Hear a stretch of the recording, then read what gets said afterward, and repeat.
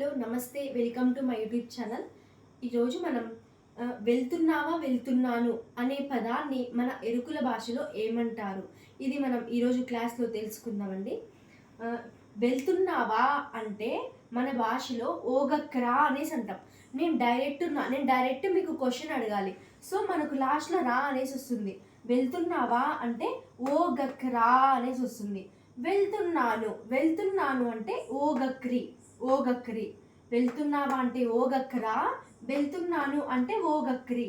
ఇక్కడ నువ్వు అంటే మన భాషలో నేను అంటే మన భాషలో నాను అనేసి అంటారు. నువ్వు అంటే మన భాషలో నేను అంటే మన భాషలో నాను అంటారు. వెళ్తున్నావా అంటే ఓగక్రా, వెళ్తున్నాను అంటే ఓగక్రి. ఇది ఇక్కడ రారి ఎందుకు వచ్చిందంటే ఇక్కడ డైరెక్ట్ నేను అడగాలి మీకు. సో నువ్వు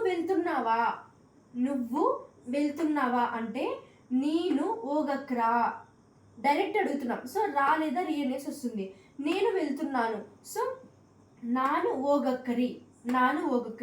నువ్వు వెళ్తున్నావా అంటే నేను ఓగక్కరా, నేను వెళ్తున్నాను అంటే నాను ఓగక్కరి. నెక్స్ట్ ఇక్కడ మీ లేదా మా అంటే మీ అమ్మ వెళ్తుందా, మీ నాన్న వెళ్తున్నారా, మీ తమ్ముడు వెళ్తున్నారా, లేదా మీ అక్క వెళ్తున్నారా, మీ చెల్లి వెళ్తున్నారా అని క్వశ్చన్ అడగాలి. ఎవరికైనా ఎక్కడికైనా ఊరికి వెళ్తుంటారు. సో మనం అంటాం మీ అక్క వెళ్తుందా ఈరోజు ఊరికి అనేసి అంటాం.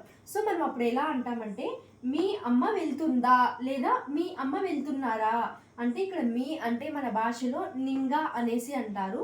నెక్స్ట్ మా అంటే మన భాషలో నంగా అనేసి అంటారు. మీ అమ్మ వెళ్తుందా అంటే నింగ అమ్మ ఓగక్కదా. ఇక్కడ దా ఎందుకు వచ్చిందంటే మనం ఫస్ట్ క్లాస్ నుంచి ప్రతి చోట కూడా మాట్లాడుకుంటున్నాం. మీ లేదా మా అని వచ్చినప్పుడు ఇక్కడ మీ వస్తే లాస్ట్లో దా అనేసి వస్తుంది. ఇక్కడ మా అని వస్తే లాస్ట్లో దు